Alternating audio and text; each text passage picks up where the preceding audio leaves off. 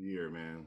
You know what I'm saying? I got all them mediums in my closet for the past few years. I'm a workout. I'm a workout. I just been 2022. It's time, bullshit. and it's the beginning of the year, so now is the perfect time for you to go to the gym and make everybody that goes to the gym year round extra angry.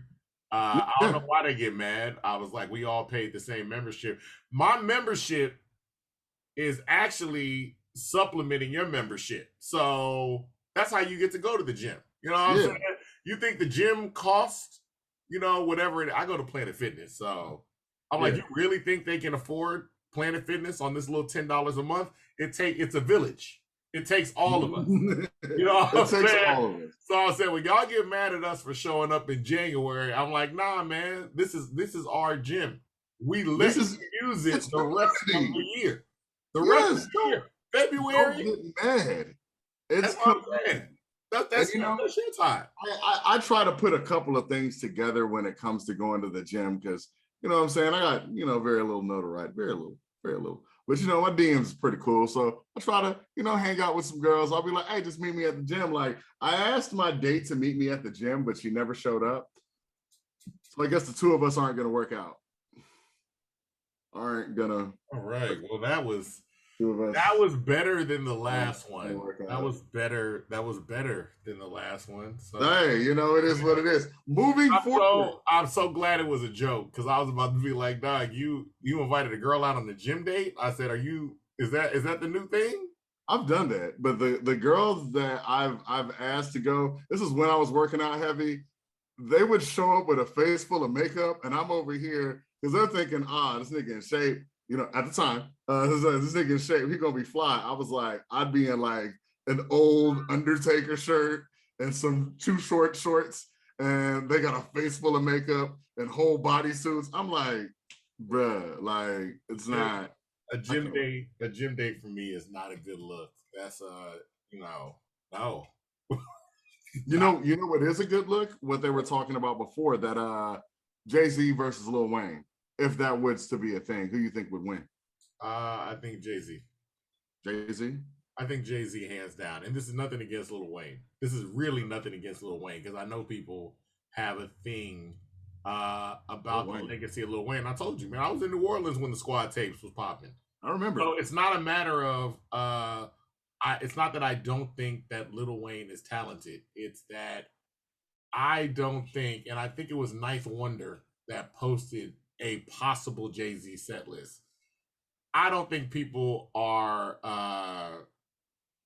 realize the level of work that it's easy to forget how much work he has out there. Plus, at the end of the day, let's just say hypothetically, Jay-Z is losing and it's bad, and Lil Wayne is killing him. Jay-Z can bring out the only person I think could legitimately beat him in the verses, his wife. If Beyonce steps out on that stage and people are like, oh, who could battle? Beyonce can battle Jay-Z. Yeah, Beyonce and Jay-Z could battle. I've seen Beyonce and Jay-Z battle in a verses. It was called a concert. Beyonce won every night. Every single night. I went there to see Jay. I was looking, I was like, wow, your show ain't that great next to your wife's, dog. And I love it. Water. I love Jay-Z. Yeah. But I was like, dog, if you think you are putting on a concert that is beating this woman, that's just it. It was the same way I felt when I went to Nas and Mary J. Blige. I was like, oh, wow, Nas, you were one of my favorite acts. You were one of my favorite acts. You are an opening act for Mary J. Blige. I'm sorry. Like, once she get going, I was like, yo, I can. And you can see the crowd. It was like a whole bunch of dudes that brought their girls. And they was like, yo, I'm here to see Nas. Everybody else like, I'm here to see Mary J. And I love Nas. I've seen Nas 3 times in concert. It's terrible. I'm sorry. There's some there is something to say about, you're getting a lot more new talent that's coming out that works on a stage show. I will say they lean more towards the melodic side of rapping. So like when you and I went to the Don Toliver show, like they have a lot more stage presence. You didn't want to say Don Toliver. I did want Travis Scott. Lead up to Travis Scott. Look, I was just talking about Don Tolliver's stage set. And then that led into, like, when we saw the Travis Scott show, you are seeing them develop a lot more into a stage show. Now, is it as lyrical as a Jay-Z? Absolutely not.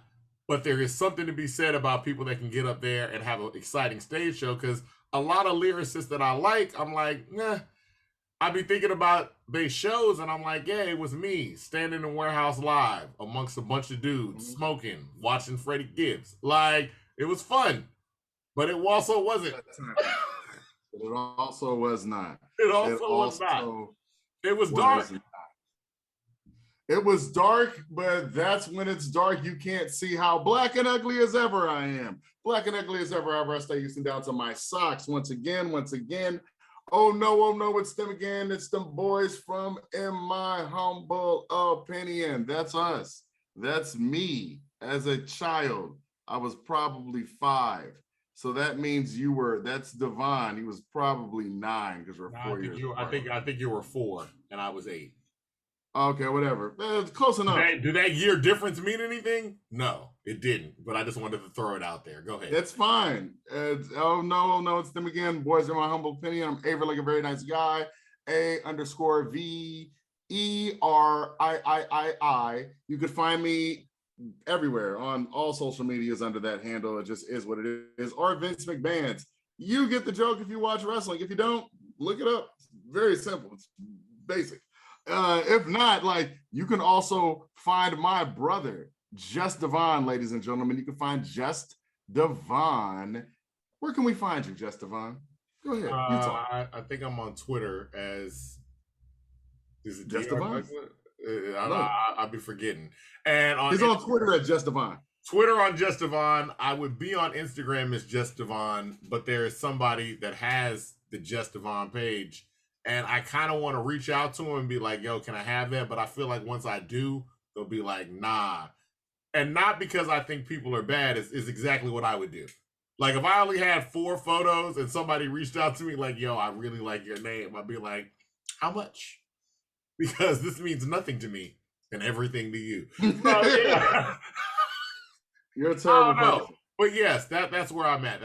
But that's enough of me. And plus, they could find both of us, In My Humble Opinion, at My Humble O on all social medias. And you can find us on Stitcher, on Instagram, or said Instagram, on YouTube, whatever. In My Humble Opinion podcast. That is us. Look for the symbol. There it is. It's right there for you. And we were speaking about Jay-Z and how, hey, I think Lil Wayne will win, but that's just whatever. But Jay-Z said one line to me that it really stuck with me. Good dude.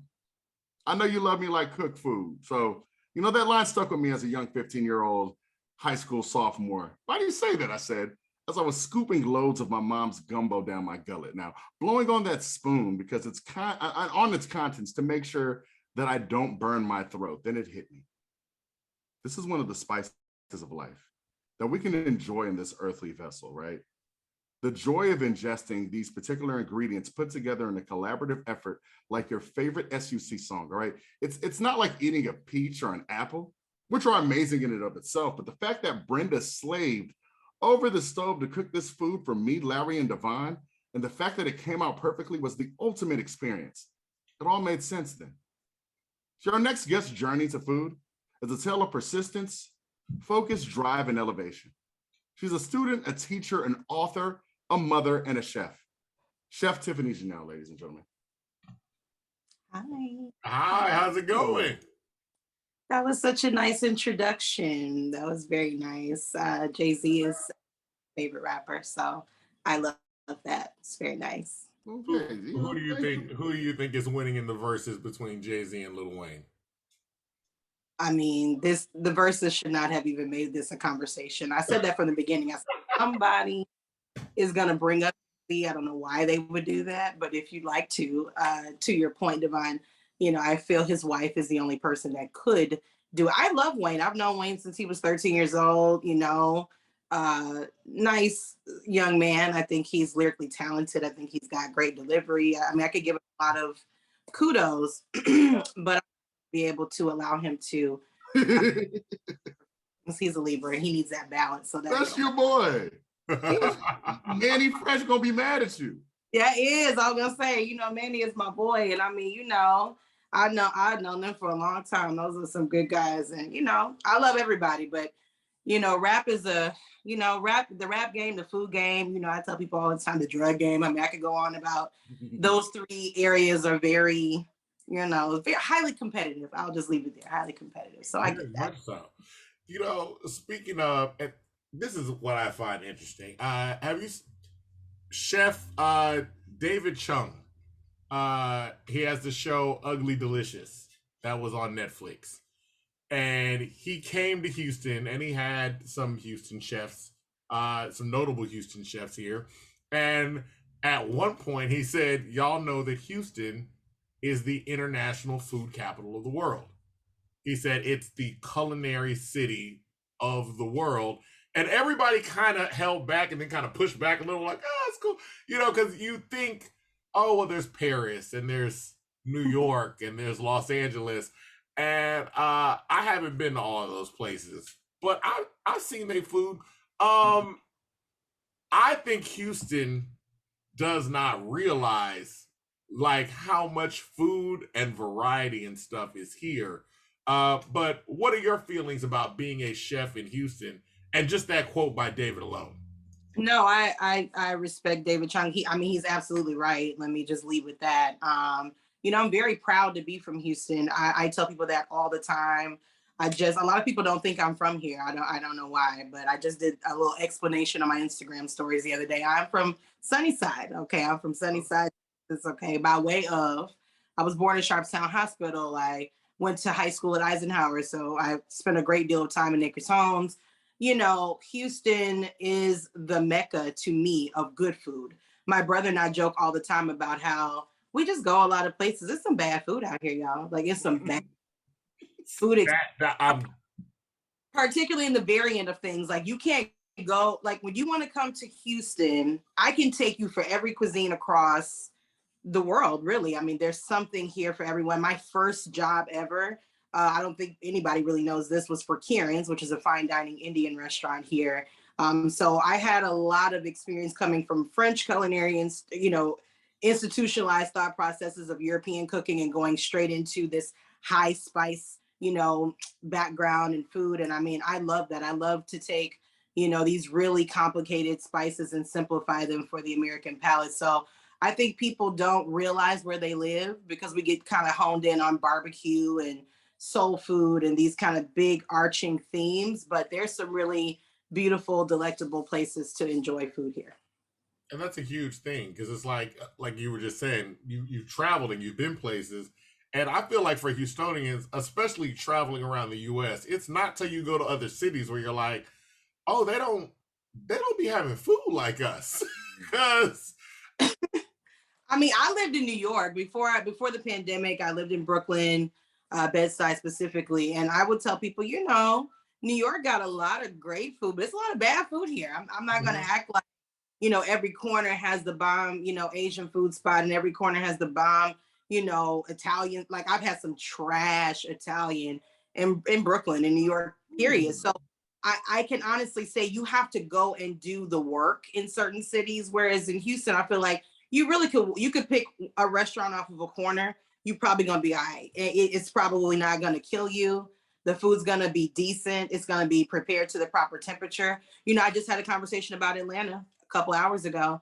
Everything in Atlanta to me is overcooked, and I'm sorry. I love Atlanta as a city, but they don't understand medium rare lamb. I'm okay for that, but I know that if I say medium rare or to the chef's preference, they're going to bring me well done lamb chops. I accept this, you know? So, you know, Houston, we have some really, I think what we have here is a lot of culture. We have culture that respects their own culture. They want to pay homage to that culture. And they really believe in doing the work of studying their cuisine and they apply it properly. I mean, it's far-fetched. You're right, in other cities. I won't lie. Yeah. I mean, it is amazing. I'm sure you've had some terrible Mexican food in New York. Ugh. I recommend Mexican food in New York City. I mean, I've had terrible Mexican food in Mexico. I mean, the other thing you have to understand too, as Texans, we have to understand that Tex-Mex is different than authentic Mexican food. It's different than California. Now, California think they up on us, y'all. I lived in California as well. California, they think they tacos are bomb. They think are they though? I want to know. You've had both. Thank you. I don't like Taco Tuesday. They could keep it. I don't want to do it out there. It's not good.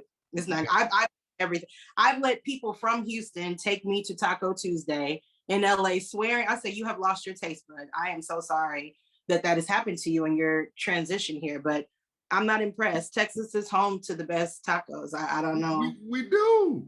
And it's crazy because people have their specific taco, and like you're right. I can move to a different neighborhood and be like, where's the taqueria? Then go there and be like, this is amazing. That you make the sauce in-house. Your grandmother made these tamales. That's amazing. I mean, at the gas station, you can get better than a full-blown restaurant. Like one of my favorite spots in Houston is a little 24-hour mom and pop spot. It's over at Richmond and Montrose. I used to not even tell people where it was because I didn't want to run into nobody. But Chapultepec used to be that spot. Like that's where I would land and come home and wouldn't tell nobody I'm here. I'm going to Chapultepec, my little plate, and then, go all the way to the back of the restaurant and get a margarita. Like I'm very specific about what it's supposed to taste like. Like in New York, they don't even do queso. You don't worry about that. Don't even ask them for queso. I'm sorry, what? They don't really? Denver has better queso. Denver, Colorado. Denver? Okay. Matter of fact, the only place that I enjoy in Brooklyn is owned by a man from Denver, Colorado. He's not even from New York. So I'm just saying. And I could go on. I was about to say, because Denver has a much larger Hispanic population than people. Like when I first went out there, I was like, where? It was like a lot of Mexican people moved out to Denver, Colorado. It's the construction community. They're doing a lot of building out in that, part of the country. Denver's one of the fastest growing cities. So when you think about construction from Texas, it's an easy route. Like, oh, I'm living in Austin. Okay, I'll move to Denver because Denver and Austin have like a similar vibe of like the hippie, cannabis communities and all of that. So there's cannabis, construction, these things just kind of route people to Denver. I love Denver for that. I mean, it's not a place I would live all the time, but I don't mind a layover there. I don't mind getting stuck in Denver for a little while. Oh yeah, yeah, absolutely. What got you started just in cooking in general? I love this question. I do. I love this question because I get it in every interview and I'm happy to answer it the same way. I actually knew that I wanted to be a chef when I was 5 years old. I'm not the person that got into food because I was in the military and there's nothing wrong with these routes. But a lot of people go and have full other careers. When I was in culinary school, a gentleman that was working in my class, I mean, he was a 48-year-old police officer. And I got sad because he told me he's always been passionate about food. He just his parents wouldn't allow him to go to school for that. They didn't look at it as a true education. And so vocational school is looked down on, or it was when I was pursuing culinary arts, everybody talked to me like I was going to the military. Like I was just like giving up the fun collegiate experience and all that other stuff. But when I was 5, my mom asked me, what do you want to be when you grow up? And I told her straight to her face, I wanted to be a chef. I was the kid standing in the table, on the chair, messing up my mama's whole kitchen every night. I would get in trouble at 2:00 in the morning because I was making I remember one story, my cousin from California, they came to visit and I had taken my mom's steak, which my mother, you'd have to know, she never ate steak. So her having a steak in the refrigerator was kind of a big deal probably. I cut the steak up into these little bitty cubes and I made my cousin a spaghetti because we didn't have any ground beef, stuff like that. I was like, my mom had this Better Homes cookbook. I'll never forget that. It was a cookbook. And I should have known then, but probably didn't realize later. I went into pastry arts. Pastry was my degreed field. But when I was a kid, I was obsessed with this strawberry shortcake that was on the cover. And I wanted to make it look just like this picture. Then I got into the book and they had a picture in there of a candied rose petal. And my mom grew rose bushes all on one side of the house. So one day I went outside and picked out, a bunch of roses and I burned myself, but I candied some rose petals. I was just doing very odd things for a very young child in hindsight. So I have always been passionate about food, apparently pastry a little bit more than regular food. And, you know, went to Lenote Culinary Institute. That's where I got my formal training. I was valedictorian in my class there, and I have always been passionate about food. It's not an accident. It's not a kind of a temporary thing I got into and it stuck. I have always been very specific about wanting to do this.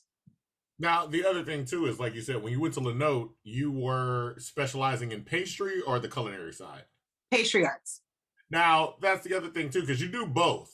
You get a lot of chefs that are like, you know, a lot of chefs that do savory are like, yo, I'm not touching a cake, a pie, nothing. I love when they see like Chopped or any kind of competition where they're like, hey, real quick, make a cake. And everybody's like, hey, yeah, I ain't got it.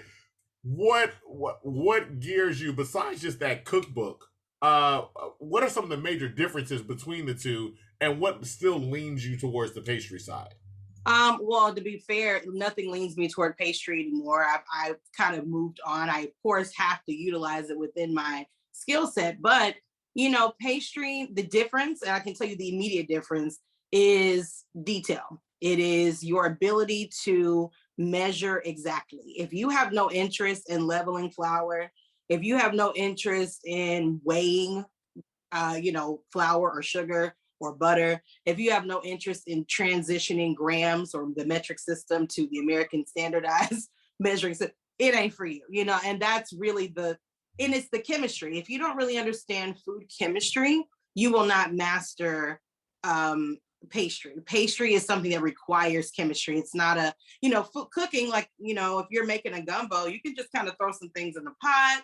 Even if your roux not the right color, you're going to come out with something that's going to mimic something like a gumbo. It may not be the best gumbo, but it's there. If you put one too many eggs in a cake, you're going to have the wrong thing, you know? And so that is the difference. It is the ability to be controlled in that environment. And so it's a very controlled environment. You cannot be off by measurements. It has to be exact. So that's the main reason most people won't do it, is because it's just too exact.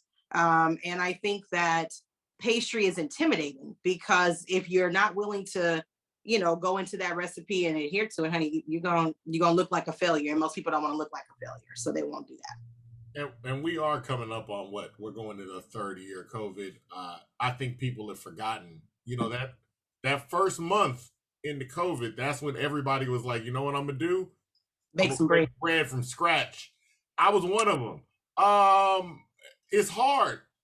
Like, they was like, yo, all you need to do is just mix this, put in a jar, you'll be fine. And when that failed, and I guess that's the other thing too, with pastry, if you mess it up, you just throw it all away. It ain't no like, oh, I can kind of, you can't save nothing. No. And the thing is that is the frustrating part. You got to start over. And you're probably why there was no yeast in the grocery stores. I remember, you know, I definitely was.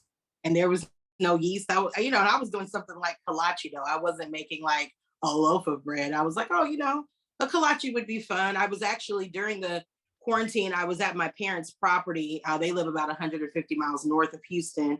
So ain't nothing out there but grass and cows. And so, you know, we don't really have a lot of things. So I literally, if we wanted pizza, we made pizza. You know, if I wanted Asian food, we made Asian food. You couldn't go out to a restaurant. No DoorDash? Oh no, it's none of that. So I was definitely in the house, like, making the things. I definitely gained the freshman 15 during that quarantine, because I wasn't going anywhere. But yeah, pastry is not something you can recover. Now you can get creative. You know, if the cake don't come out the pan, you know, you could just ice it in the pan and just make people struggle. You know, you could do some things, but it's definitely it's a trial and error. And unless you're willing to perfect that thing, it's really a love affair that people don't want to have, because they feel like failures. That's the bottom line. They don't want to fail. Absolutely. Now, you say you're from here. You're coming from Sunnyside. You go to culinary school. What makes you say, you know what, I wanna make my mark and remain here in Houston? So, you know, my jumping point was actually cake design. I was a wedding cake designer for 10 years. And I think in pastry school, specifically French pastry school, they do not teach you wedding cakes. American wedding cakes are not included in the program. They are now, but at that time you would have to I considered it a continuing education opportunity to go and work at a bakery and learn how to build and construct and become an architect of pastry, if that makes sense. So I think that was the driving force at first, like I stayed in Houston because I just wanted to learn more. There was more for me to learn here. I think Southern wedding cakes, specifically like buttercream and those kind of things, are something I wanted to learn here. I would say at about 30, when I retired from doing cakes full time, that gave me the opportunity to travel. I didn't really stay in Houston during the time of me pursuing the culinary side of or the savory side of culinary arts. I left to go do that. I went on to California and to New York, to live in other places to do that. But pastry arts definitely kept me here in the study of wedding cakes for sure.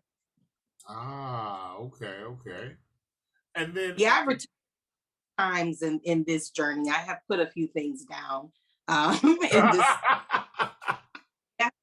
Yeah, I put some stuff. See, I know when it's time to. I'm like Jay-Z, I will retire. It's okay to step away.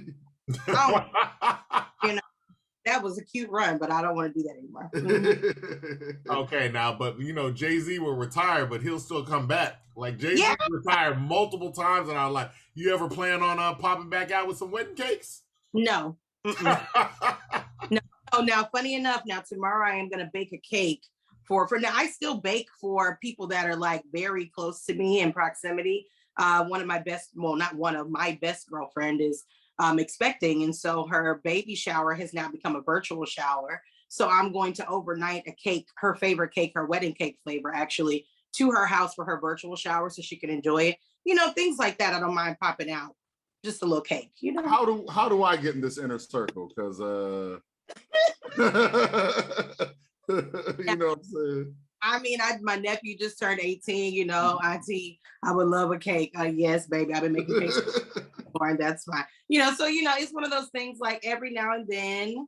And funny enough, guys, I do not eat cake myself. So the running joke with everybody was, Tiffany don't even eat cake. Like I was the kid that my mom had to take me out for like cheesecake or like a lemon bar or like pecan. I'm a pie girl. I'm not a cake girl. And I have never enjoyed cake. Is not my ministry. Yeah, I'm a pecan pie, connoisseur.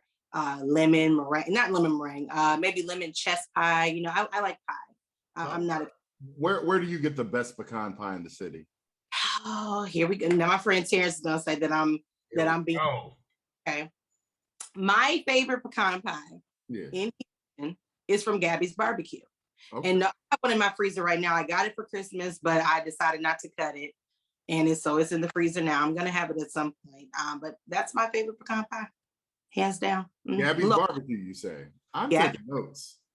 On Shepherd in 610. I wouldn't lie. Yeah, it's worth it. Mm-hmm. Okay, check this out. You can buy a whole pie or a slice. That's how they know their pie is good. Just saying. So they'll give you the samples because they know you're gonna get the big one. You're gonna get for Christmas. I know. What is you know what you were just before we started, you were talking about your birthday and your daughter cooked for you. What was it that she cooked? Zoe has mastered soft scrambled eggs. Now, I didn't think she was paying that much attention, but a French butter soft scrambled egg is a gift. Everyone does not know how to do that. I just go to restaurants and say, can I get my eggs scrambled soft? It still comes back, scrambled like popcorn. That's fine. I was in Mexico recently, and at that resort, I could only get brown eggs. I just could not ever get a soft scrambled. Every egg was brown. Every egg. But yeah, Zoe is a beast. I was gonna say that's the other thing too. Describe because a lot of people don't know a soft scrambled egg.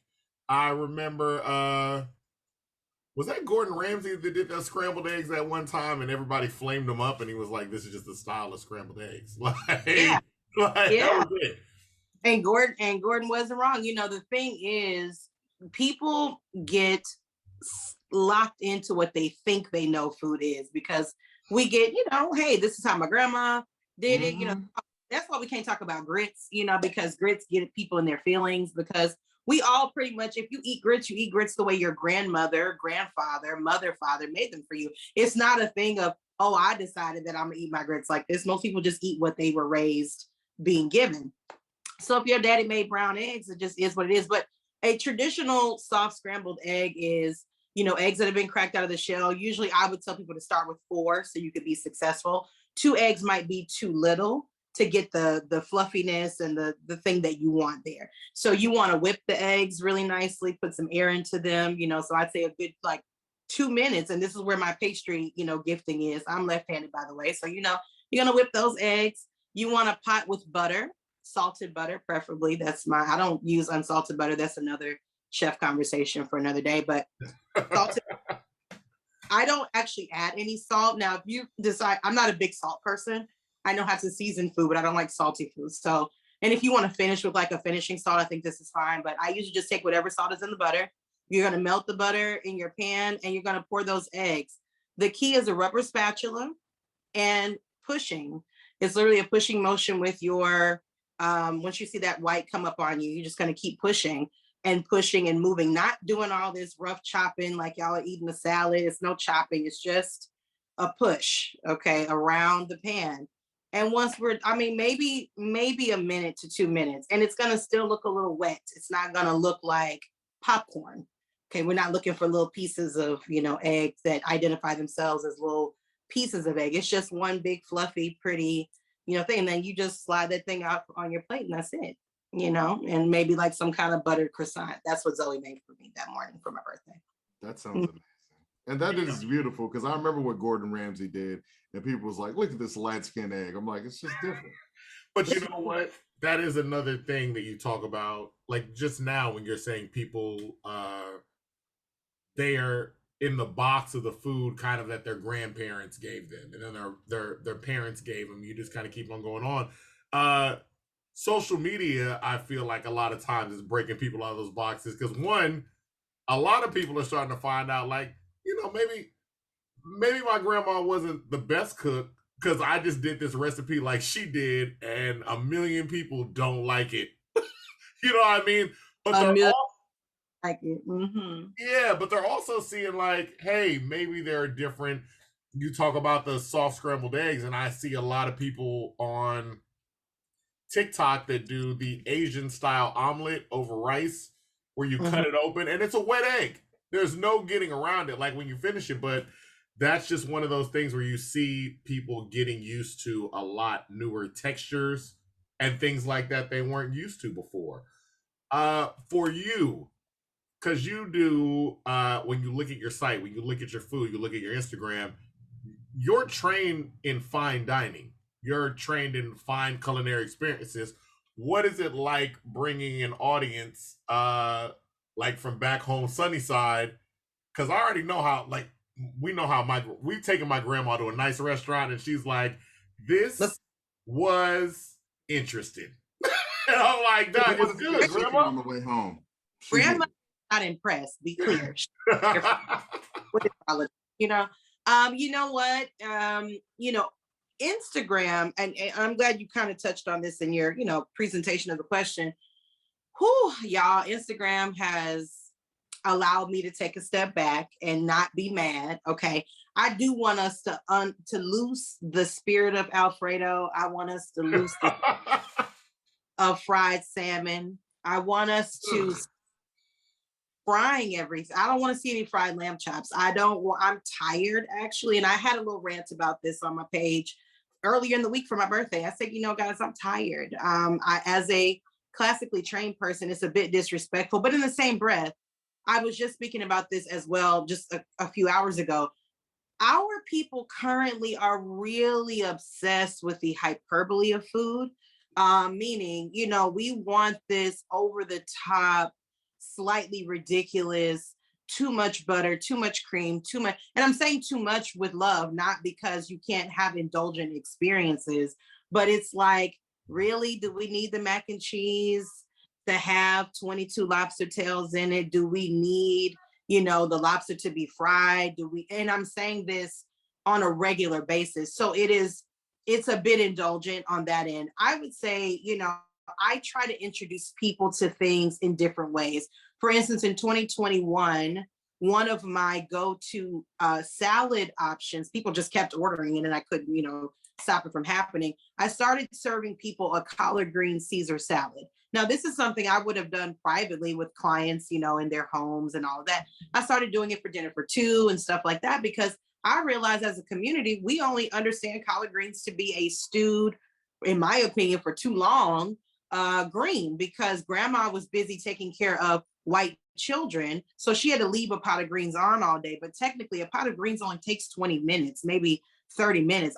You don't need collard greens to take 4 hours on the stove. It's ridiculous, actually. Yeah. So I started teaching just the raw consumption of collard greens. And people were like, oh my God, this is so good. This is such a different and refreshing way to enjoy collard greens. And I love those kinds of opportunities to just give people a slightly different edge on something they have been boxed into thinking is good, So I think to take people from Sunnyside, to take people from Acres Homes, to take people from Third Ward and Fifth Ward and give them or gift them with the opportunity just to approach food from a different perspective is a gift that I do possess and I enjoy doing it. It makes me happy. It does. Absolutely. It was, this might've been 4 or 5 years ago. I went to a friend's house for Thanksgiving and her sister cooked like kind of flash fried, just flash sauteed some collard greens. And everybody liked it except for their grandma. Like, it was like, I don't know about this. You didn't do this right. And it is a traditional thing. Like, it's like, look, my mama did this. Her mama did this. This makes sense. But you don't think back to like, yeah, of course they did it because they had to go watch some white kids. So they put it on the stove. Grandma had to go clean a 10-room house. Like she didn't have time. And it's funny you said that with the sauteed collard greens. When I was in residency at Dolce a few years back, we used to do this thing called collard green eggs and lamb. It was 4 lamb chops, eggs, any style. And we did a quick saute on collard greens. That same thing. People are like, I've never had collard greens be this bright green. I'm like, that's the color they're supposed to be. They're not supposed to be gray, whatever color, we take. Oh, so yeah, I think, we've already had one transition with collard greens with the ham hock, the ham or the bacon to turkey, smoked turkey. And so, we're going to get there where we can just kind of enjoy them raw. We can enjoy them sauteed lightly and not make it, this all long drawn out thing, thinking that gives flavor when that's not really what it is. And it is coming. It's coming gradually because it just takes some time. I remember telling somebody, I was like, yo, I did not realize that I preferred the taste of canned spinach because that's all we ate. And then later on, I was like, oh no, fresh spinach is definitely better. But I was deep in canned spinach had me in a chokehold. I was like, what's wrong with this spinach? At least you ate canned spinach. I mean, it's a lot of grown people the vegetables, so that's important. Absolutely. Let's get like what was it? Canned green beans. You get that plate from church. Canned green beans. The chicken. What it was. Canned green beans. It's a repast plate. That's a repast plate. Yeah, the repast plate. Yeah, with that little bit of yellow cake. I'm like, I'll be stabbing my green beans now. I'm like, I can't believe that I used to really eat this out of a can. Fresh is the way to go. It is. And it's funny because my sister the other day, her husband said, you need to release this canned good thing you have. Because she has so many canned. I said, why do you have so many? I literally, y'all, my best friend was laughing at me because she loves canned green beans. I have 4 cans in my pantry right now. And you know what they are? Black beans. That's it. I don't have never had canned vegetables. Well, not never. I've had them when I was a little kid, but even probably by the age of like 5 or 6, we were eating fresh green beans. Yeah. Because my grandparents grew up on a farm, so my grandma just needed time to grow them, I guess. But yeah, we never canned vegetables, and there's the salt content, the sodium content. Just split the can. I'm like, y'all, please let's stop over salting. Our blood pressure is. We don't need to do that. That is the thing with our community. I'm about to say that is one of the big things where you talk about the amount of tradition that goes into what we eat. So we just assume like, well, everybody ate canned vegetables, so I eat canned vegetables, and now we're all eating canned vegetables, and then people wonder why things like high blood pressure and things like that run in our group. Avery and I always make fun when we go for people's houses and it's like they got garlic salt, seasoned salt, Tony Chachere's, and salt, and they look at that as 4 different spices. And I'm like, that's 4 salts on top of something, and you salt in canned vegetables? Like, you gonna stroke out. There's no conversation about it. Like even our meat, right? So now when we talk about meat, you know, meat now is in solution. Solution is to make it look bigger, pinker, better, et cetera, et cetera. If you're not sourcing your meat, and I'm glad we're actually having this conversation because, you know, I'm very concerned about our dependency on the grocery store. One of my biggest advocacies is for growing your own food, learning about vertical, hydroponic, aquaponic farming, because you don't need a lot of grass to do this. You can grow collard greens in your garage in a kiddie pool. You know, there's hydroponic, like how niggas grow weed allegedly. I don't know anything about that. Yeah, exactly that. Like there's no reason for us to be without, because if think about it from this perspective, when COVID happened and the grocery stores were getting wiped out, there was no toilet paper, there was no this, there was we are dependent on a supply and demand chain. Like if we don't produce it enough of it, or if there's too many of us needing it at the same time, that is problematic in our country. And so what's also happening is when we went over into our overproduce, like potatoes, pigs, you know, we had pigs that, you know, they couldn't slaughter them fast enough because there wasn't enough people purchasing at one point. They start selling our food to Asia. So this is problematic. If we don't start learning the supply and demand chain in this country, we are going to be at the mercy of the grocery stores again, needing to get food. There will be lines for basic things that you no longer, you know, that we don't realize that we can over need, if that makes it. Like you too many of y'all need this. We don't have enough of that. Like even right now, I just finished an order of groceries, and you know, the girl's like, oh, the store doesn't have this, store doesn't have this, store doesn't have, you know, and so that's a real thing. And so we really got to start paying attention and doing what we can do within community. Sunnyside actually is home to several vertical and hydroponic, aquaponic farms. As our other, my nonprofit organization, that's one of our focuses is food insecurity, food deserts. I talk about this stuff all the time. We have got to get a hold on it. High school students, middle school students, understanding that growing food is not slavery. And we have to unteach this, you know, that we're actually the original agriculturists, horticulturists of this country. So if we don't take back our power in that regard, we are going to lose a grip on something that is really on its way here. It's on its way. And that takes a huge mind shift that needs to occur, because like you said, like just the idea of we do equate farming or something like that to slavery. Like, oh, well, I'm not going to do that slave work, where really the quality of food that's coming out of garden, because you have to lessen the quality in order to ship things miles. Like you're shipping things states away, which means I'm having to have lesser quality. I'm having to freeze it. I'm having to do something to make some level of preservation. And it comes down to little stuff. I joined the garden and I had, you know, some peppers for the first time there at the garden, and they're just ridiculously hotter than if you got them from the grocery store. And it's surprising. Really tomatoes taste so much better when they're and it's like close, and it's like, oh yes, this stuff it lessens like, quality.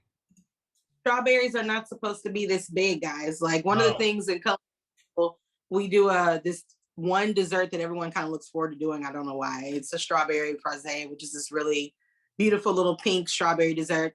Anyway, the strawberries are flown in from France, depending on what time of year you attend this particular part of pastry class, because Mr. Leno, the owner of the school, is very big on seasonal food. He does not believe in like, oh, it's, you know, January, so we just have strawberries from down to the HEB. Well, no, he flies them in from France when they're in season in summer in January. So, you know, the strawberries come in and they're like this small, they're itty bitty, and everyone's freaking out like, how many of these are we going to need to make this little dessert? He said, that's what size they're supposed to be.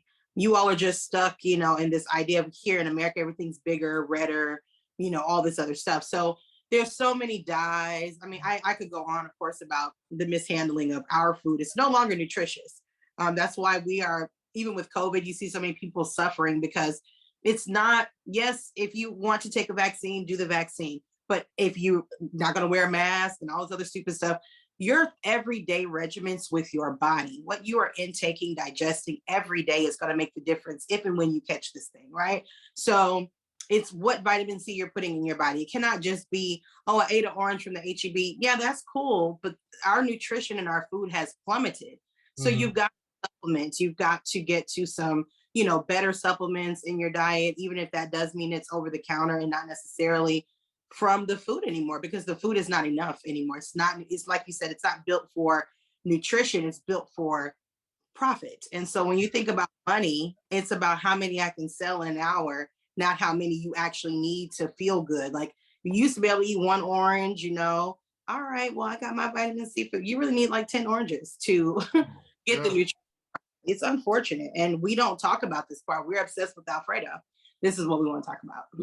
Oh, no, absolutely. Because then it also gets down to a thing where, your grocery stores, especially American grocery stores that are kind of setting the standard for the rest of the world, is you're more focused on the look of the food than the actual nutritional value. So the food lessens in nutritional value, but it looks uniform.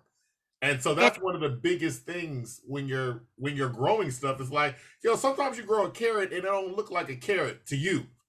It's still carrot, but it's programming, and that's a great point. I can't think of the name of the company right now. I think it's called Ugly Fruit, but it's a whole ugly fruit, yeah. And you can get that stuff shipped to you. It's just kind of the things they would throw out, when they're on the line and they're picking perfection. They're looking for, like you say, what we think a carrot looks like according to a cartoon, or now according to the grocery store. If I see a little stubby carrot, we think it's deformed and there's something wrong with it, when the reality is that's just the way the carrot, grew. So there's nothing wrong with it. But we definitely we're all about pristine, and this, social media drives that thought process as well. We could apply the same conversation to dating, men, women, like, oh, her body don't look like her body. I don't know if I want her. No, we are very programmed into perfection. So perfection is driving our society to profit, because that's the only way we think we can profit, if everything is pristine and perfect. But food is not perfect. It doesn't, cows are not all the same. Chickens are not all the same. Somebody was also saying about chicken legs. I mean, we went through that thing where churches had those huge, fried chicken legs, but if you get a real chicken, a chicken leg is the size of your thumb. This right here, that's all a chicken leg is. It's not anything bigger than that, but we're very programmed into food being bigger than the palm of our hand, and this is all the amount of meat you're supposed to have in a meal anyway. So we are bigger, better, more, and I think that's where fine dining kind of rings in, because a lot of fine dining restaurants are going vegan because it's the only sustainable thing at this time. I can grow vegetables over and over and over again. I don't know if I can get more chickens. That's why the Taco Bell thing is fascinating to me. We're in a wing shortage, but Taco Bell has wings for y'all. Okay. I'm glad somebody said it, because we were trying to figure out. I'm like, I don't understand. Wingstop started selling thighs. I don't know where the thighs came from, but Wingstop was like, dog, we can't get no wings. We're going to thighs. And then Taco Bell was like, with the wings. How is that? You're like, what? It's a chicken. How you got more thighs than wings? I don't understand. The same bird. I never understood it. You know what it is? It was preference. We used to talk mess about that thigh. That chicken thigh, nobody wants the thigh. Everybody wants the big piece of chicken. We want a breast. We want a thigh. No thigh. Breast and wing are the optimum pieces of chicken. Yeah. I still believe this Caucasian meat. But nobody want to talk about that either, which is the dark meat, white meat conversation. But that's for later. I do believe, like you said, there's 2 wings, there's 2 thighs, there's 2 breasts, there's 2 legs. You just had a back order, if you will, of thighs. Thighs are the least selected item. However, during COVID, a lot of people welcome thighs because it was the option that they had. Oh, I know. A boneless, skinless thigh. I ordered some today. They're one of my favorite cuts of meat for multiple reasons. So me and Devon used to live together, and I didn't have a job, right? And I was poor. So actually I had a job, it was a bullshit job, but I could get a pack of thighs, and you could get like 10 thighs. It'd be like $4 or $5. Nothing. At this point, it's $8. Yeah. I was like, what are y'all doing? Stop it. A pack of wings is $22. You know, that's what we are. So ain't no way, Taco Bell. Y'all playing. I don't know what y'all doing over there. And that is the thing. Recognize now what people, this is where I know we're like uneducated in corporate America. You know, KFC and Taco Bell are sister companies. Yes. So that's where they're sourcing. Yeah. So it's a ploy. KFC knows them pushing chicken wings is not gonna get them a chicken wing sale. You know what I'm saying? Because you're not known for your wings, KFC. But if we put them over here at Taco Bell, to people, because mind you, we've already moved chicken wings over to Pizza Hut. They're also the same company. Chicken wings, pizza, we did that already. Let's take them to Taco Bell. Let's do Taco Bell. And they're selling them. It is literally a mind game. But you know, my people, we perish, you know, for. I said the same thing on the last podcast that we did. I'm like, it's the same company. They just move it around. It's marketing at this point. Yeah, it's okay. Sweet simpletons. They are winning on the idea of people don't know, and they're easily duped. You can right now. You can sit in the middle of if Papa Dough starts selling chicken wings, it's going to be a thing. Yeah, we're going to try. They do seafood, but we're going to go try the chicken wings at Papa Dough. It just is what it is.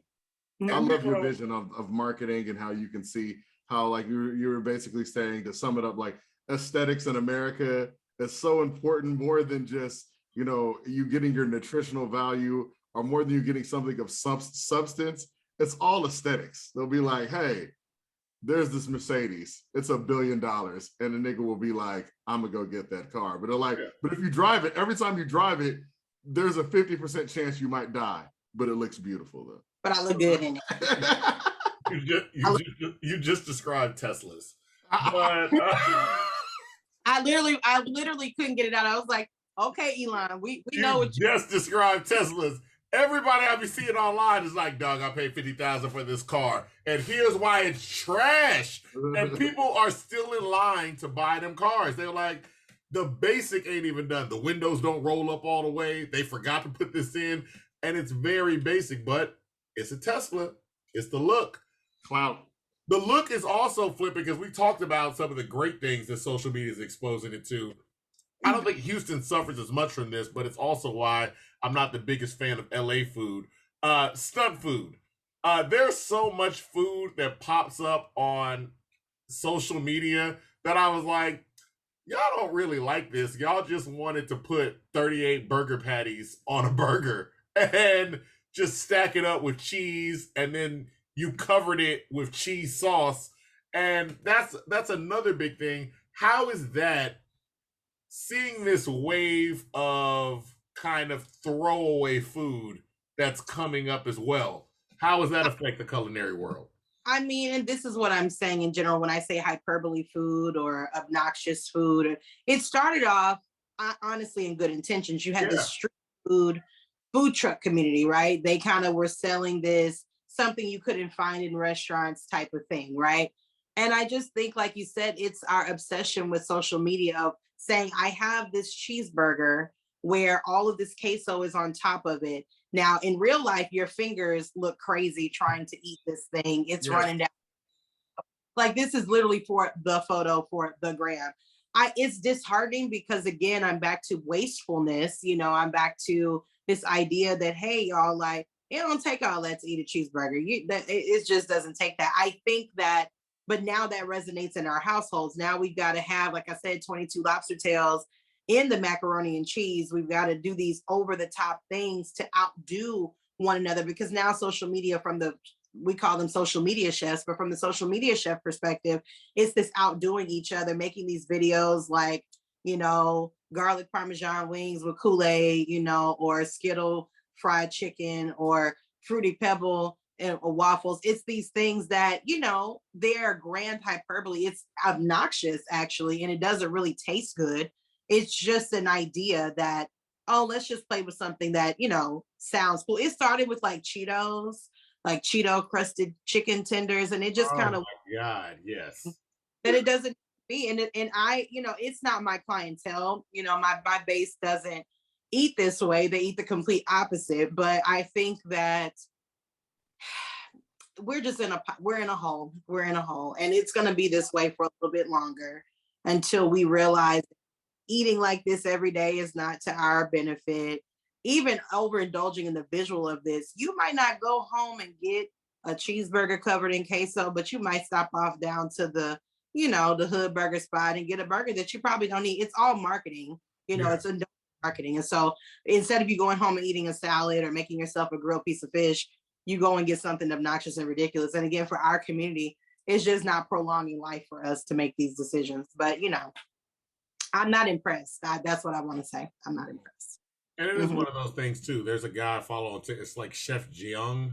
I'm definitely mispronouncing his name, so I'm not going to try it again. But he was just talking about growing up in, he's like, I'm Asian. I'm watching he's like, my grandparents and my family, soups and things like that were nuanced. And there are a whole lot of different types. But as it's gotten more popular in the culinary world, it's just salty. So he's like, all I take. So really what I was following, he was making all these different types of broths. Because he's like, this is a broth that my aunt used to make or my grandmother used to make or things like that. And he's like, it's not punch you in the face with salt. And he's like, it's not that we don't have those soups. It's like, these are the soups that have gotten popular. So everybody does it now. And so now I'm trying to reverse that and show the nuanced flavor, because that's a big thing. How do you combat the wave of punch you in the face, Cheeto dusted burgers in your own culinary aspect?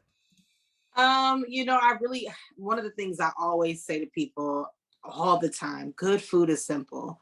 Good food is not complicated. It doesn't take all these different things. And to this chef's point, I'm a complete whore for Asian food. So if you take me to an Asian restaurant, I'm just gonna sit in there and order everything. I love the broths. I love the umami. I have no more. That's probably the one type of cuisine I have the utmost respect for, because there's so many things to balance within a dish. But salt is not like, that's why you see now, like, a lot of the new seasonings that you see, are kind of like salt free. That is a thing that I would say my combat is just simple food you can see and identify. That's what I like. I don't need to cover it with a bunch of sauces. You'll never really see Alfredo on my page. It's just not even something that I do. Not because I don't think, my daughter loves Alfredo. I can make that for her. I made some for her the other night. I don't mind making things that I think resonate in that community of people that do like it this way. I just think people need to understand that good food is not complicated. Good food is simple. Good food can be seen. It doesn't have to be covered with all these different things. And so that's my combat, is just to show up as myself, and just do food that is, I like organic, healthy twist on our soul food. I think things that are fundamentally us as a community, I'm here for all of it, actually. I love sweet potato, collard green. I love these basic things that are indigenous to Blackness. But I think that there's cleaner ways to enjoy it. I think there's cleaner ways to enjoy it more often. Mm-hmm. I think if we eat it the way we know to eat it, like our grandmother's box, we can't do that every week or every day, But I have clients that are, athletes, that are people that got to go get on the red carpet and all this other stuff. So they want to indulge in that stuff too, because it's their grandmothers, is what they remember. But I have to kind of come up with ways that are lighter twist on those really indulgent experiences, because people still want, our palate is wired for it. We can't help but desire it at some point. So just, lightening it up, I think, is the way I combat it, and not going to the one end of the spectrum. Absolutely. What is it, as say you have somebody like our grandma or somebody like that you're trying to expose to, like, hey, I know you've done this like this, but let me show you. What is one dish that you're like, this is kind of the go-to or the easier way to kind of lead people into, hey, let's cook healthier, or let's try a different spin on this? I wouldn't use my grandmother's actually a vegan, so she ain't everybody else's grandma. So my grandmother's like 98 pounds, and she's a vegan, like a bean eater. She doesn't do the meats or anything. But my mom and dad, they frequent like vegan, lifestyle from time to time. My dad is actually vegan right now. He had some all of a sudden challenges with sugar. And so, and my dad is not a overweight man. He's not a person that, you know, overindulges in sugar. He just, you know, I think some of it is stress for Black men. I think some of it is he grew up on a farm. He ate a lot of rice as a kid. And, you know, those things, you know, kind of catch up to you. So, you know, with my family, it's interesting because everybody always asks me, like, how is your family? You know, you go home, you know, like, what are they like? And I'm like, you know, I love them because they're kind of like my little guinea pigs. I try a lot of things out on them. And so what I'll do, like, I don't know, like instead of having like fried catfish and like grits, which is something that, you know, we would enjoy as a family, I might do just like a blackened snapper where I didn't use any salt. You know, I just use lemon juice because lemon juice activates on our palate the same way salt does. So just to see what they're going to say if it's seasoned. So I feel like if I put all the other seasonings, garlic and cayenne and paprika and all these other things, and just use lemon juice, no salt, because my dad may not need salt right now, and they eat it and love it. And so I love those kind of surprises where I don't have to play with, I can give them the indulgence without it being like the typical way they've experienced it. So I can be like, oh yeah, well, you know, next time just try squeezing just fresh lemon at the end. I didn't put any salt. This is actually a salt-free meal. And my mom is like, oh wow, you know, or whatever. Like I tried, I made my parents, my number one like vegan request is vegan crab cakes. So I, you know, one day I was like, yeah, I'm gonna make some crab cakes. I'll bring them over, you know, whatever. Did not, you know, tell them that they were vegan. Not that I feel like it should matter, but because we're programmed in the mind that vegan is nasty, you know, I have to just say I'm making some crab cakes. And so my mom started eating it. I gave her like a roulade, which is kind of similar to like this little tartar sauce, you know, thing, and fresh lemon juice, whatever. And honey, she ate it. She said, this is really good. I mean, she said, what kind of, you know, where'd you get the crab meat? And I was like, because it's hard for me to lie to my mom. And so I was like, actually, it's not like real crab. It's some other stuff. She's like, what you mean? She said, is it tuna? And I was like, no, like some other stuff. So, you know, I showed her what I use. And so now she's been making vegan crab cakes for my dad. So I'm really just into soft introductions. I don't believe in announcing that something is healthier or better, or it's, you know, it's just an introduction. Let's see if you like it. Let's see if you will indulge in it without being psyched out of it first. Because we get psyched out. If I tell y'all I'm bringing y'all a vegan Thanksgiving, y'all gonna look at me crazy. I already know. But if I just put it on the table and let y'all be like, you know, just let you try it. That's a big thing. That's something we've discussed on the show of other chefs too. Because the other thing too is in America, for a while, vegan had a very I was to say a Caucasian face. So it was a thing where it was like, oh, this is what I expect, like tofurkey or something like that. And like you said, you started out after graduating at a Indian restaurant, which we are talking about a group of people that have been known for vegetarian style cooking as well as cooking with meat, but for centuries. They perfected a lot of these dishes, and it's like those are the type of things that should be at the forefront of veganism, because most people are like, oh, well, it's not going to have flavor. Nobody describes Indian food as being flavorless ever. And so I was like, it's not the meat that's giving it flavor. You can get flavor other types of ways. I'm actually, I mean, it's funny you say that. I'd say about 78% of my diet is not meat. And that's not intentional. I'm not a vegan. I don't go around, oh, I'm a vegan child. That's not my thing. I adjust my indulgence in meat. I'm not a meat eat like, ooh, let me get a steak every week. I don't think like that. I really am. Like, I love a really great salad. Another thing I noticed about myself personally in my personal diet, I'm not really into cooked vegetables. I like raw, but I like raw. I like raw, like I said, raw collard greens. I'm not into the cooking part of it. I enjoy, and my daughter's the same way. Zoe was vegan until she was 4, and you know, she was that way. She would drink carrot juice, other kids drinking fruit punch, you know, that kind of thing. And it's no judgment. I think that's the other thing. There's a lot of judgment when you transition to veganism or partial, even like pescatarian, or you know, you kind of reduce meat in your diet. People look at you crazy, but at the end of the day, it's what makes you feel good. When I talk about nutrition with my clients, you know, I'm like, what makes you feel good? Mr. Harvey is one of my favorite clients because he like, chef, shoot, you know, I'm gonna work out. So, you know, I'm gonna eat what I want to eat. Now, he does work out. This is a 65-year-old man. He works out every single morning at 5 a.m. A lot of people don't know that about him. He gets up, he goes to work out. But what I love about him is that he's aware of himself. Like, we'll go on set for a week. He has eaten clean all week, and he feels guilty about eating a little donut hole or, you know, something like, so he's very aware, you know, of what his body can do, how he feels after he eats certain things. So I'm just big on pay attention to how you feel when you get done with a meal. How do you feel? I also highly recommend eating for your blood type. I can't think of the author right now, but you could just look that up. Eating for your blood type is very important. I want us to know our blood type. I'm very flabbergasted.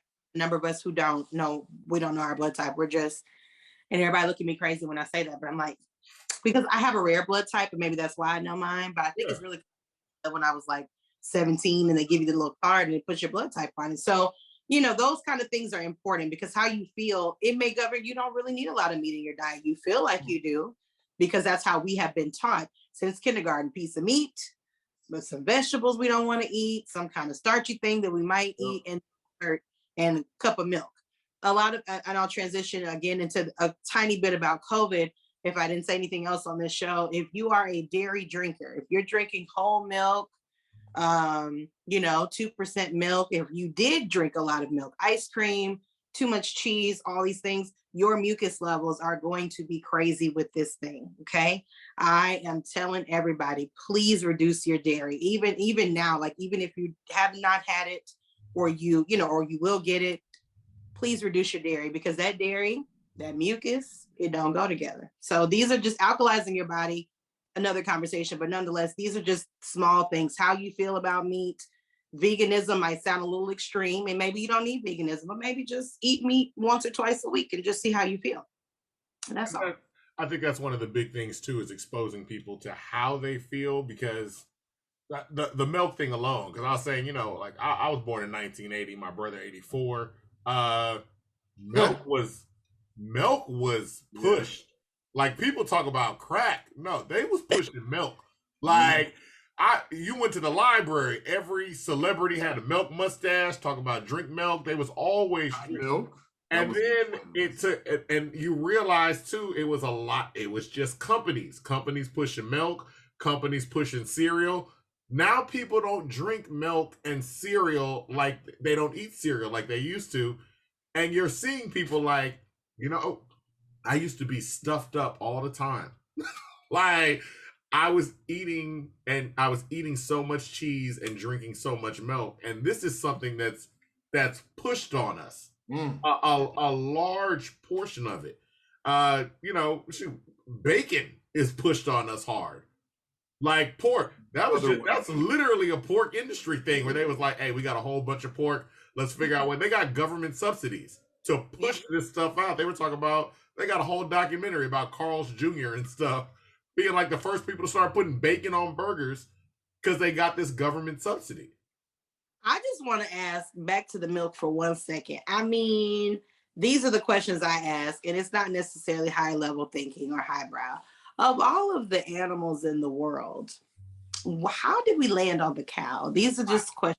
I don't get it. And I said, I never understood the constant. Like I said, I understand, like, oh, if you're processing milk into cheese, like, I get you're making something. The idea of just like, we're just going to drink cow's milk just for the sake of drinking cow's milk. And you got to do it.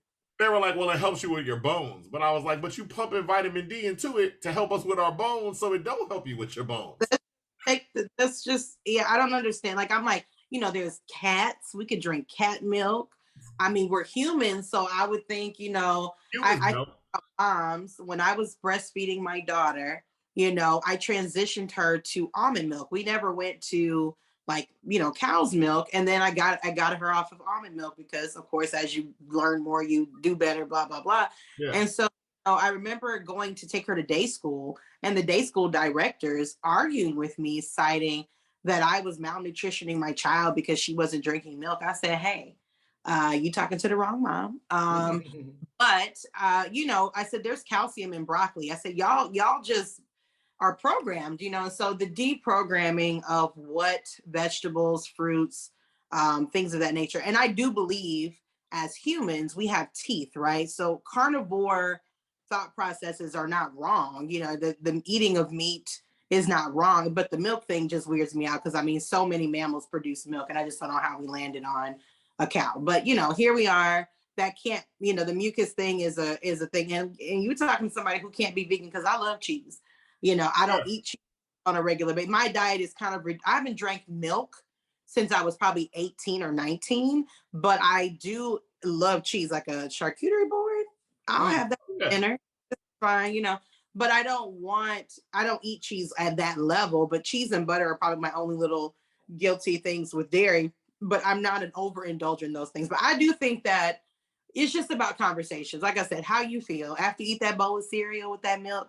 Do you really, I mean, do you feel good? Do you feel light? Do you feel like you go do your day, you know, or do you feel bloated? Do you feel like your sugar is a little tilted, you know, all that. Cereal thing got a bad rep because of dental and sugar. And so we kind of separated it. And then it was, so you, like you said, you don't see milk commercials anymore really on TV. The ones you do are for oat milk or coconut milk or silk, you know, these other, you know, milk that come from vegetables or fruit. So I don't know. I think we're in an interesting place. I definitely agree with you on that, whiteness being the face of veganism in lots of select diets. Keto, you know, Yes. you know, ooh, girl, get your keto on, get your keto meal plans and all, you know, everything is, but see, this is also the thing that's interesting. Whiteness is the face of everything good for you. That is marketing in America 101. Yeah.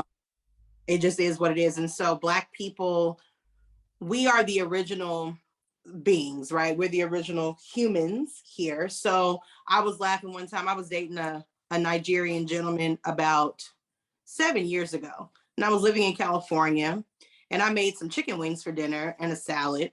And, you know, I had the chicken wings in a bowl because as a chef girlfriend, you know, you put your bones in the bowl and you finish your salad and then I'm gonna come pick it up from you. So I go back out to the dining table to pick up the bowl and it wasn't any bones. Oh my God. I said, I said, well, maybe he already, you know, maybe he already went to the trash can. I don't know. And so later on, we're laying on the couch and we're talking. I said, hey, babe, I said, what happened to the chicken bone? I just have to ask because it's disturbing me, actually. He said, what are you talking about? I said, the chicken wing bones, when you got done with them, I said, where did you put them? I said, you put them in the trash. I wasn't paying attention. He said, the bones, I ate the bones. What do you, I eat the bone. And so it turned to this whole thing of us discussing bones and eating bones. And so it went into the strength of his teeth and the fact that I could not eat the bones because my bones and my body can't do what his bones and his body do because in Africa, they have a different bone density than we have in America. It's a very, so he eats the chicken bones. Same thing with, I think about Ludacris's wife. She eats chicken bones. That is, you know, because her teeth are of Gabon. She knows, you know, you can do that. And I said, my mind is blown. I would crack every tooth in my mouth trying to eat a chicken bone. I already know. I mean, yeah, you can, you know, the gristle, I get all of that. But I mean, those are the differences now when you talk about, and they're not drinking any milk. Yeah. And if you are, it's not a cow. You know, so I don't know. It's a psychosis, and when we get to the bottom, Dr. Sebi is gone, so you know we're gonna have to do our own research now. I don't know. I mean, even with that, like you talk about the differences between, like you said, when it's white, it's thought of as healthy or right, because you know, a lot of people will look down on the idea of eating bones, but also in fine dining they do bone marrow, and it's the same thing. Like I was like, yo, the flavor is in the bone. So, but when it's done over here, it's like, oh, this is fine dining. This is nice. This is good. But my mama will tell you, Judy Coleman, my mama will tell you, she only gonna eat the fried chicken back. Okay, when she makes fried chicken, oh, that's our mom. Pieces of the back. Okay, she don't care. Yeah. So the back is where the marrow is, you know, and she will eat it down to the little pieces of the little bone in the back. Like, you know, you go to KFC or wherever these chicken places, they don't even give you none of the back. The back is just that is definitely our mom. Because she is constantly like, that's what she do. As soon as she walk up, she's like, well, save the backs. I just want a piece of back. That's it. So that's her favorite back. Yeah, I want the bag. And that's the thing, coming up in a house of, parents that lived on farms, grandparents that lived on farms, my grandmother picked cotton, all these things, I think about we were just given the least, and we were excited about the least, even because the least was better than nothing, right? And so we've gotten very privileged, as time moves on. But I don't want to use the word privilege. I think that Black people deserve to enjoy, right, nice things. The bone marrow in the restaurant. It's okay to eat this delicacy. It's okay to eat caviar. It's okay to eat all the things. Indulge. This world is full of really rich experiences. One of my favorite restaurants in Houston, it's not Black owned, but Chef Lashane over at Riel. I don't know if you guys have ever eaten there, but golly, Ryan is a beast, and I'm like, I just come over here just to see what kind of shit you over here doing. What's on the table today, what kind of cocktails are out here. I believe in having these food experiences, these cocktail experiences that are top tier. And there are places beyond the social media popular restaurants with lines who don't want to take y'all's, rush cards and cash app cards. There's other restaurants out here, that will take your money. And so it's important, to indulge in the experiences, take it up a notch, enjoy the nice things you deserve, And so I think, chicken back is fine too, but you deserve the bone marrow. You deserve the other experiences. It's okay. All right. Well, before we get you out of here, we're going to ask some quick fire questions that, the controversial ones. So you kind of hinted on grits. Are they supposed to be sweet or savory, or is this just a ridiculous argument? Slightly ridiculous argument because you eat your grits the way your grandmother. But I'm gonna invite both of y'all out to Smoked when I get my new spot in Acres open. I want y'all to come eat my grits, and then you tell me what you think they are. I believe in my culinary mind, grits are supposed to be balanced, and that is because corn is the base of grits. Of course, it is what grits are, and corn has a to it naturally. So there is actually a little bit of both in my grits. So when y'all come, you come and let me know what you think. What do y'all think? What kind of grits do y'all eat grits? Oh, I do, but I'm with you. I feel like it's the medium of what it's in. Like I've had them sweet and I've liked them. I've had them savory and I liked them. I would not want sweet grits with a set. Like, don't make my grits sweet and then put shrimp on top of it. But I don't want, what I'm saying? Like, it's just a balance. So I didn't really get involved in the fight too heavy on that because I was like, it's grits, but I see what y'all doing. So, I'm going to let y'all have it. I will. At this restaurant, though, when you're making these grits, are you going to have these scrambled eggs? You going to make them too? Oh, yeah. So we have a few things going on. The restaurant, we will feature brunch on the weekends. I'm actually excited about that. We've got some smoked lobster tail and grits. So, y'all got to come through for that. But the restaurant is actually about 40 years old. It had a 40-year-old smoker in it. So we have kept that element. There is no fried food at Smoked. We don't have anything fried. There's no fryers at all.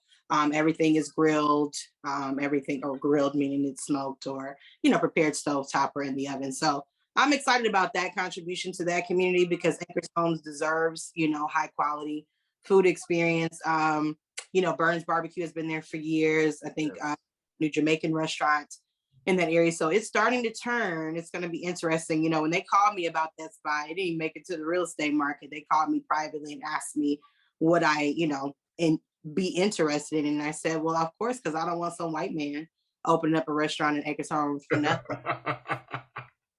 That was my answer. So yeah, no, we'll definitely have some grits and some soft scrambled eggs for you to come and have for sure. Please. And we at that point, thank you for getting that, not having no white man open up a Mama Soul Food and you never see this person that owns it, or not even just a white man, a Middle Eastern man with Mama Soul Food who comes and he gets somebody who owns this. Oh, Ahmed Akbar, and he's like, I am like you. I am sand nigga. Like, watch yourself. I know. That's funny because we had my Southern Brand on here, and he highlights his whole thing is just highlighting Black restaurants in Houston. But he said it was very funny the response for, he's like, not just my people, but especially it's like other people in other cultures get offended that I'm highlighting Black restaurants. Like, because you guys have built a business off of making your restaurant look like it was Black owned, and it's not. And he's like, yeah, they get real fiery in the comments, and I'm just like, yeah, that's wild. This comment section, my best friend is actually she's head of she's over Skippy Peanut Butter, and we talk about a lot of these, you know, conversations about food. And I'm like, man, some of these brands just be letting these people pop off in the comments. And you know, Food Network is one of the I detest the Food Network, so I'll say that here. But you know, they've approached me several times about being on that network, not interested, etc. But it's amazing the amount of comments that I see that are so outrageous. And I say outrageous because it's 2022. We get it. If you're racist or if you're a person that has a disdain for Black and brown people, we got it. Okay, we're here. But you like the vulgarity and the fierceness of the fingers is just mind blowing to me. But you know, this is a thing across the board, and I'm like, y'all really don't want Black people or brown people to talk about food. Yeah. And I want everyone that is not Black or brown that we did it first. Y'all brought us here to do it for you for free. So this energy that Black people are finally getting spaces and opportunities, even if it is the Food Network, to talk about food. Black women were the first chefs of this country. Okay, we were. The fact that we don't have the footing that we should have, we're the last and the least of everything. That's what my new cookbook is going to be about. That is what the new cookbook, it's called Home, and I'm talking about Black women and our footing in culinary arts, and you know how we lost it, and we're lowest on the totem pole in most kitchens. Have any respect or pay for that. So oh yeah, absolutely. And it's something that has to change. I mean, you bring up the Food Network because you're seeing the adjustment. I liken the Food Network, I think the biggest avatar for them is Bobby Flay, and watching his perception in the industry now, where people are looking like, man, you're not that good of a chef. And yeah, I don't it's like I was trying to tell somebody like, yo, Bobby Flay used to be the Food Network. Like, you turned it on and it was Bobby Flay like almost all day. And watching them now try to adjust, like, oh, well, maybe we shouldn't have got this white man that was like not the best chef. Like, even chefs back in the day, they had a video of Morimoto talking about him, like, and this is Morimoto. I was like, I thought he was just like, he was like, nah, that dude is not a chef. And I was like, yeah. White that like peppers, and at the end of the day, you know, he could be a white boy that likes peppers. The problem with Bobby Flay and everyone, first of all, you have an account dedicated to your cat being in your kitchen. Black people ain't here for that. We're not here for no. You got a cat in the pots and the plates and the bowl. Hey, sir, get your cat out of the kitchen. You know, that's a thing. But yeah, if you think about old Food Network, like Emeril Lagasse Food Network, you know, Morimoto Food Network, there was a lot of respect for real cooking. Like, I mean, I would like them to bring back the original verses, you know, when the what was the name of that show? I can't think of it right now. Iron Chef. Iron Chef. Because let me tell you something, that was some real pressure with some chefs that had to know some stuff and impress some people that knew food.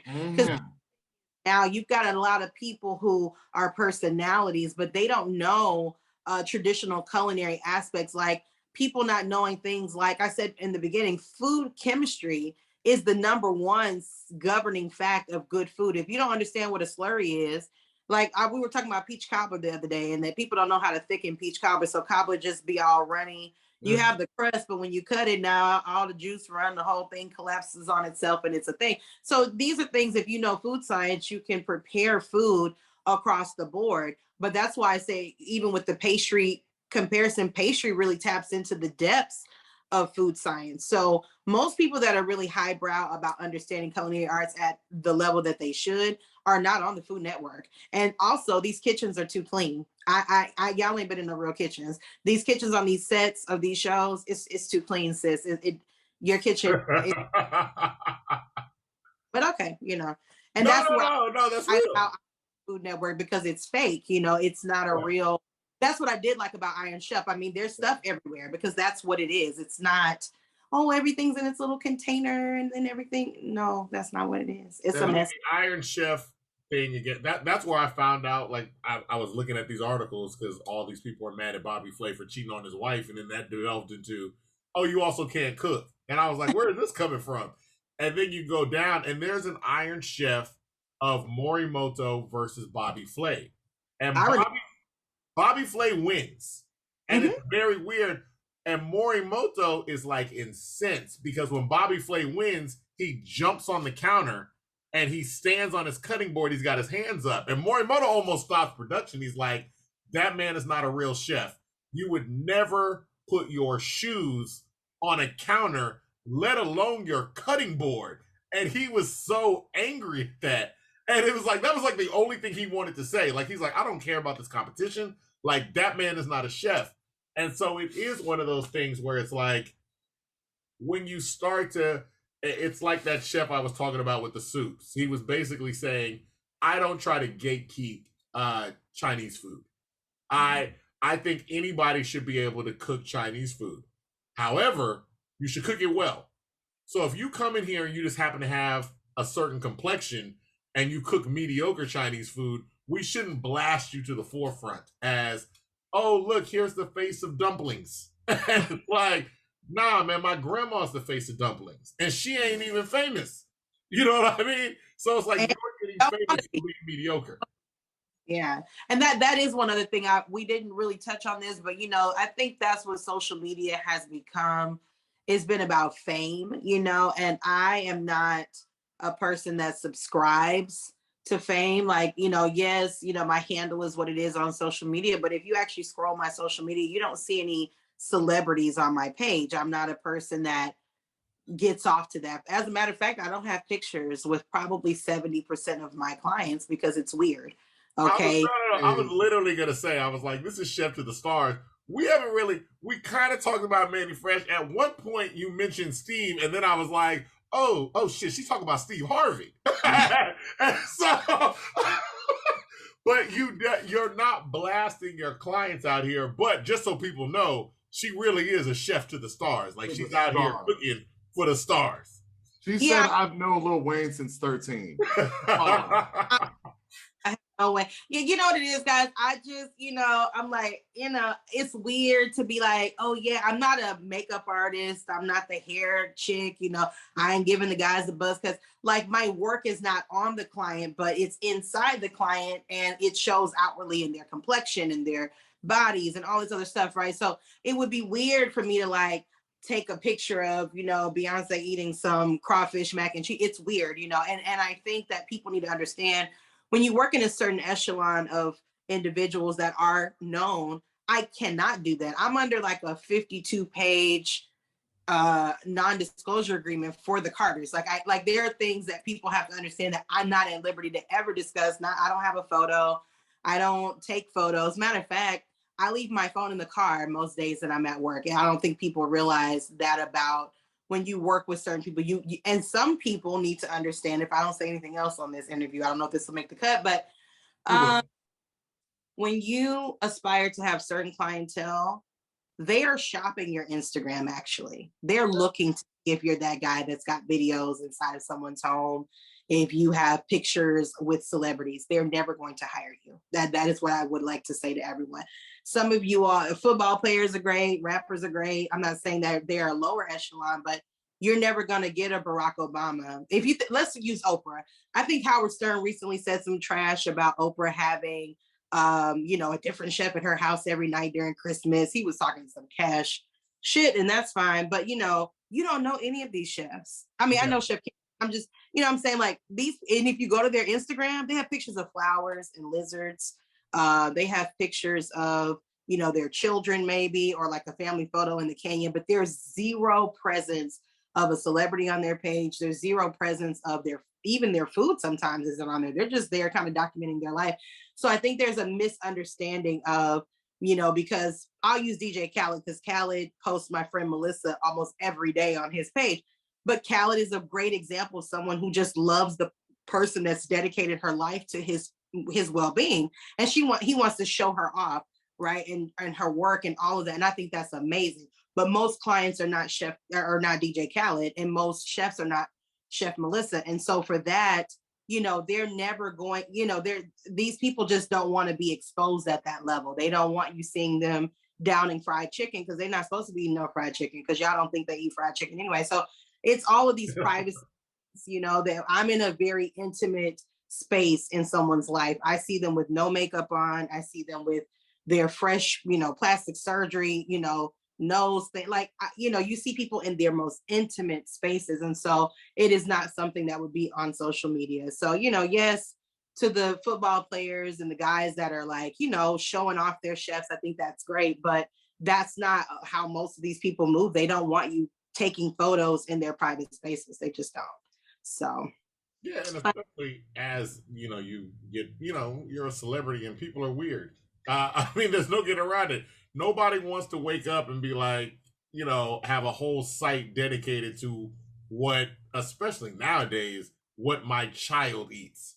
You know what I mean? I'm like, y'all are looking at what I think I saw a post the other day about how many people, well, Kim Kardashian's daughter went live when she wasn't supposed to.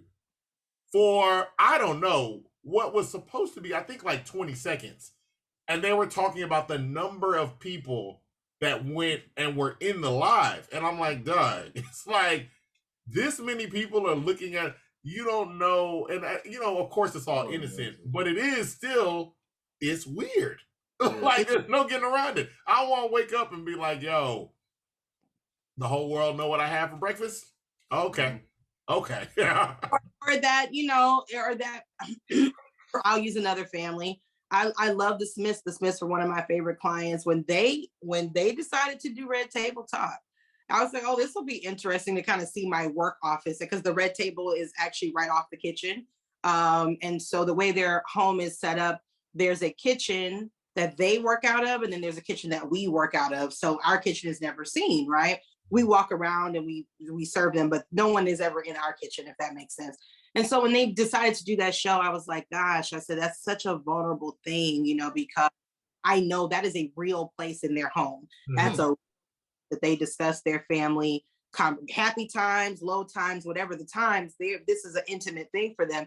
And I was very concerned, because when you love people from a real place, when you know them, I remember there was a bunch of, and a lot of people don't know this either, I don't follow things like the Shade Room or gossip or any of that stuff. And so there was a bunch of stuff out about Jaden one time, and somebody asked me something real smart, and I was like, y'all gotta stop talking about people y'all don't know. Yeah.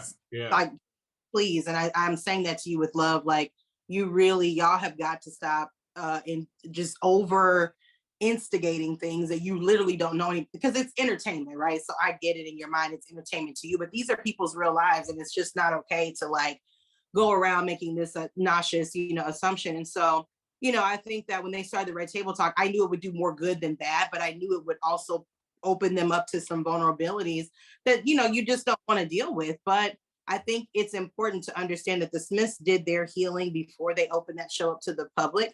A lot of the things they talked about that we're privy to now as a community, they've been in therapy for these things for years. This is not a new thing for them. So they are equipped to be out here talking about their real things that are happening. So, I worked for them during the entanglement. I remember all that stuff. And I was like, all right, meaning that I didn't realize those things were happening even at a certain point. Yeah. But the love that was in that family is undeniable. The respect. Those kids, let me tell you something. Jaden called me Miss Tiffany. And, I'm 39 years old. I'm just saying that's the level of respect that they were raised with. Their grandmother was very present in raising them, and all of that. So they have the utmost respect for adults and for authority and all of that. So there's just a lot of intimacies when you get to know families in that way. And it's a very respectful place. And I think that it's an honor to serve families in these intimate spaces. And we can't be out here. That's why I say all this Instagram and taking pictures, it's disrespectful. And you'll just never get a job with those people. I can tell you now, they're big. They on your Instagram. I promise you, if your name gets submitted, the first thing they do. Mm-mm. And that's smart, especially given what they have to deal with. I will say the Smiths are one of those families that I feel like, because every time press is out about the Smiths, I always tell people, I'm like, go whatever they quoted, go back and find the original quote, because I promise you there's more. And it's wild where it's like one of them can say one thing and then they're like, okay, well, I know you said this, but I also know how this is supposed to look, so I'm gonna make this look like this. And it happens all the time. So I think, like I said, I like the red table because I mean Will and Jada have had some very frank discussions about their relationship, and I think they've been very clear, but the tabloids have always been like, but this is what the story that we want to say. Yeah, Even not even going that deep, the kids. I remember when they were talking about the kids were out of control. It was like, yo, Jaden and Willow are just out of control. They don't listen. They're being raised incorrectly. And I was like, the dude that started the Smart Water Company and all that, I was like, I don't know. These children are the most respectful, quiet, most turned down, disciplined. You know, someone was like, I mean, so what do you think they're going to do when they grow up? I said, whatever they want. You got to remember, these children were born into privilege. They were not born into struggle. They were not born into poverty. They don't know any of that, right? They understand it. That's what's beautiful about those two children and Trey, those three children in specific, is that their empathic nature, their energy and love. That's why Jaden, you know, could start a food truck that feeds homeless people. He doesn't even want any money from it. He wants to pay to run the food truck so that, you know, they can make, you know, this difference in the community. You know, my nonprofit, we did some work with a mutual organization, the water company and his 501c3 organization, and my 501c3 organization work with the same church in Flint, Michigan for the water crisis. And, you know, to watch Jaden and Jada fly to Flint, work and meet with this Black couple, which I call my cousins now, my cousins Katrina and Pastor Tillman. You know, they are a beautiful family who have taken on the gut-wrenching task of making sure these families have water every single day. I don't think people understand this. People were bathing, okay, with a bottle of water for 5 years before we even got to them, okay? And it's disheartening to think that somebody with that level of heart, who's taken away from their Hollywood home, gonna fly out here and check on these people, put them in contact with amazing people like Ellen, people that want to sponsor these water boxes. Jaden's nonprofit paid for research over at these institutions, these universities, to do research on how do we clean this water in like rapid time? Like, how do we figure this out?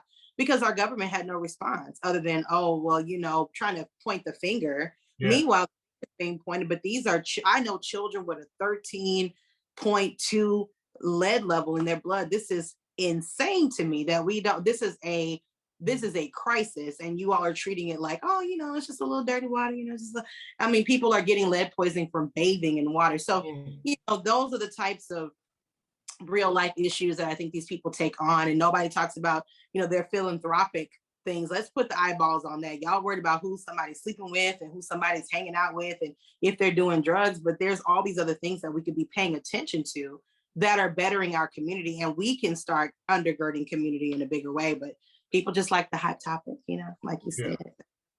So, and may I add, the hot topic is not true most of the time. That's all. So, no, that's a big thing. And I was like, you know, it's funny too. Like I said, when you go back and you follow the quotes, you find out not only is the hot topic not true, it's right there in the quote. Like, you can go back and look, and I was like, oh, y'all have developed a whole thing just off of a headline. And now y'all are just doing like cosplay. Like, y'all, this is fiction. You're just making it up because it's a good story. Yeah, that's it. Oh yeah, absolutely. So, I mean, look, this has been great. We could talk to you probably for another few hours about so much stuff. We definitely want to have you back on. So good. But how do we reach you? How do people find you? Talk about the new restaurant, all this stuff, so people know what is going on with you, especially you here in Houston. All right, so Smoked is coming to Acres Homes, pending, you know, the city of Houston. They love me, so I know they're gonna get all these permits, you know, checked off or whatever for me. So just so we're clear, Smoked is a takeout only establishment. I'm not, you know, there's no hangout here. I don't have the turn up down to the smoke. What we do have is great food to go. It's a takeout, COVID friendly experience. Come through, place your order. We will be on all the apps, you know, all the DoorDash, Uber Eats, and all those things. Hopefully, we'll be open at the top of March. We're going to do probably a little soft opening for Black History Month. And the food there, like I said, very indulgent food. You know, this ain't a place to save your calories or get snatched. We have a couple of things on there that are nice, figure friendly items. The collard green Caesar is on there. So that'll be fun. That will be top of March. In the meantime, obviously, if you want to reach out to me for private chef services, brand services, etc., my website is tiffanyjanelle.tv. And Tiffany is with an I, for anyone wondering how I spell that. I am Chef to the Stars on Instagram. I don't really tweet. I haven't tweeted in a very long time, but because it gets me, I wouldn't even say in trouble. I just don't have time to engage the conversations. But Chef to the Stars with the number 2 on Instagram. I am not on TikTok or Snapchat or any of these other things. I don't even know if Snapchat still exists. But yeah, Chef to the Stars. And you can always send me an email. Because I did have Chef to the Stars before Instagram. Chef to the Stars spelled out regular, no numbers, Chef TOTHESTARS at gmail or me.com. That's it. I mean, I'm around. I don't have any pop-ups. I did a great pop-up last year. Hadn't done one of those in a while, but now with Smoke, people will be able to come and get food at any time of the week. So I'm excited to give that back to Houston for sure. That's good. That sounds great. That sounds great. Well, thank you very much, Tiffani. I mean, you really like showed up and showed out. Like you said, normally you might get like a list of what we're going to talk about, but it was just free talk and it was good. And we want to thank you very much once again. Like I said, this is another episode of In My Humble Opinion. I'm Avery, like a very nice guy. This is my brother, Jess Devon, ladies and gentlemen, as you know him as. He's just nodding his head over there. Yeah, that's me. That's what he.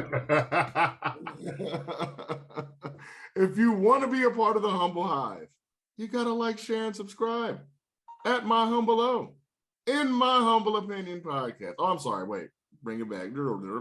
Humbly yours, In My Humble Opinion podcast. H-Town, it's too sweet. H-Town's too sweet. Look at that ring light in my glasses. Look, I gotta take it off.